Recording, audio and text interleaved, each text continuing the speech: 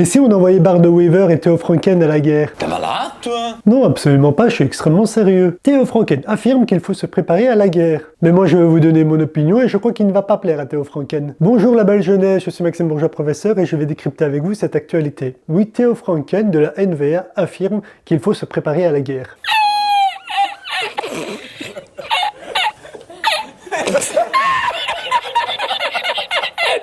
Moi, je vais vous proposer mon analyse sur la question, vous dire s'il faut envoyer nos jeunes mourir ou pas. Et une chose que je peux vous dire, c'est que ça ne va pas plaire ni à Bart de Wever, ni à Theo Franken, et peut-être à de nombreuses autres personnes. Si la Belgique était en guerre, la question c'est de savoir qui protégerait le pays. Alors par une simple question, on va y répondre, c'est qui protège qui dans la société. Nous nous doutons bien que ce sont donc les adultes qui protègent les enfants. Les enfants ne seront donc pas concernés, entre guillemets, par cette guerre directement. Ils seront mis soit à l'arrière du front, soit évacués, et toutes les personnes adultes devraient donc faire la guerre. Mais vous allez voir, il y a une petite nuance. Theo Franken va proposer d'envoyer une lettre à tous les jeunes de 18 ans pour faire un service militaire d'1 année. Et je dis à notre jeunesse, prenez cette lettre et brûlez-la.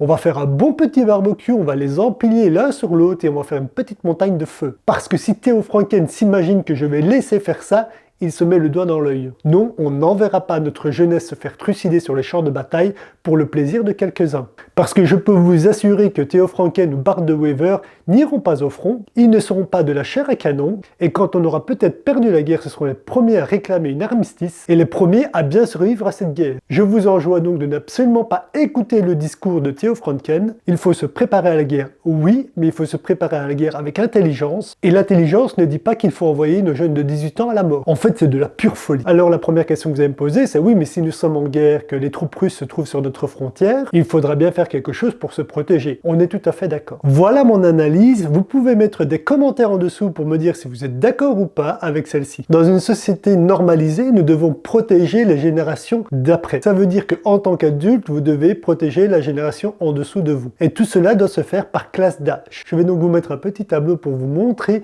qui doit protéger qui dans la société. Sachant que nous avons une limite en termes de force humaine, je vais commencer à l'âge de 67 ans, puisque c'est à cet âge-là qu'on part à la pension. Nous allons donc préserver toute la population de plus de 67 ans, car pour la majorité, beaucoup n'ont plus la force physique ou mentale de pouvoir être sur le front. Mais si la société décide que nous pouvons travailler jusqu'à 67 ans, nous pouvons décider donc qu'elle peut faire la guerre jusqu'à 67 ans. C'est donc la dernière génération encore vivante apte à faire la guerre et à protéger la société. Donc voici les classes d'âge qui seraient mobilisées. La première classe d'âge serait de 67 ans à 50 ans. La deuxième classe d'âge serait de 49 ans à 40 ans. La troisième classe d'âge serait de 39 ans à 30 ans. La quatrième classe d'âge serait de 29 ans à 18 ans. Toutes ces classes d'âge doivent protéger donc la génération en dessous d'elles. Les 67-50 ans vont devoir protéger les générations de 49 à 40 ans. La génération de 49 à 40 ans doivent protéger la génération de 39 à 30 ans, etc.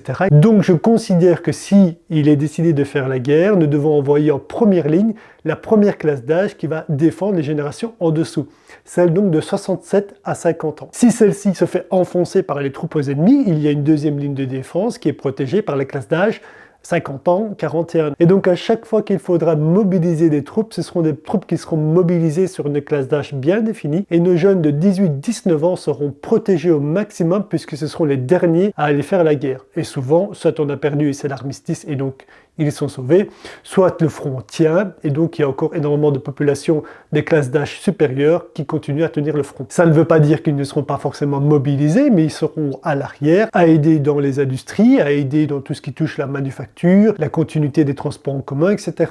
Je dis ça parce que je suis extrêmement furieux de voir qu'on va envoyer des lettres à nos jeunes de 18 ans qui viennent à peine d'être diplômés et que j'ai vu diplômés puisque je suis professeur, et qu'on va s'en servir comme de la boucherie puisque ce seront les premiers à aller au front si jamais il y a une guerre. Je refuse cet état de fait, ce n'est pas à eux à faire la guerre en premier, ce n'est pas à eux à mourir en premier, ce sont de jeunes citoyens qui n'ont encore rien accompli dans leur vie et qui souvent ne vont pas décider de cette guerre. Ce serait donc une tragédie d'aller faire trucider une génération de 18-25 ans sur une guerre qu'ils n'ont pas cherchée, sur une guerre qu'ils n'ont pas voulu, et surtout pouvoir par après des politiciens ou des individus qui se seront préservés de cette guerre, et puis quand il y aura l'armistice, eh bien tout simplement, eux, ils seront sauvés. Non, vous allez prendre tous vos responsabilités. Theo Franken dit qu'il se prépare à la guerre. Theo Franken a 47 ans. Il fera donc partie de la deuxième génération, donc de la deuxième ligne de défense, pour aller évidemment protéger la société. Bart de Wever, lui, a 54 ans. Il fait donc partie de la première génération. Il sera donc sur la première ligne de défense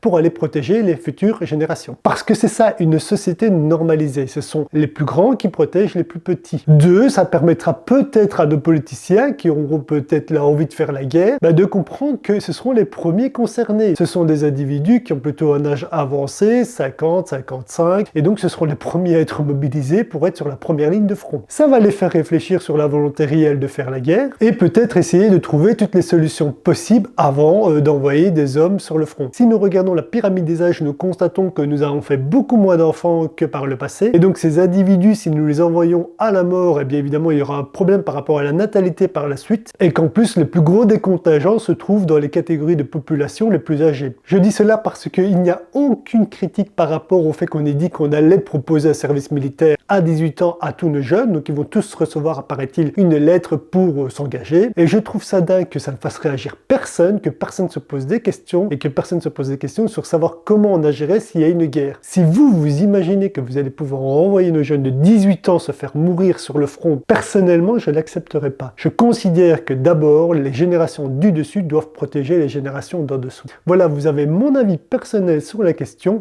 Si le mouvement progressiste arrivait évidemment au pouvoir, il y aurait évidemment un débat national pour savoir si nous serions d'accord de déclarer la guerre à un autre pays, qui nous enverrions d'abord au front protéger la nation. Bref, il y aurait tout un débat en profondeur pour savoir concrètement qui protège la société. Voilà, je vous laisse. Je répète à nos jeunes qui vont recevoir la lettre, vous faites des petits tas, et vous faites un bon barbecue entre amis, évidemment, durant l'été, et vous ne vous mettez pas au service militaire. Je vous le dis, vous serez les premiers à être envoyés au front comme chair à canon. Je vous laisse pour une autre actualité. Bye bye.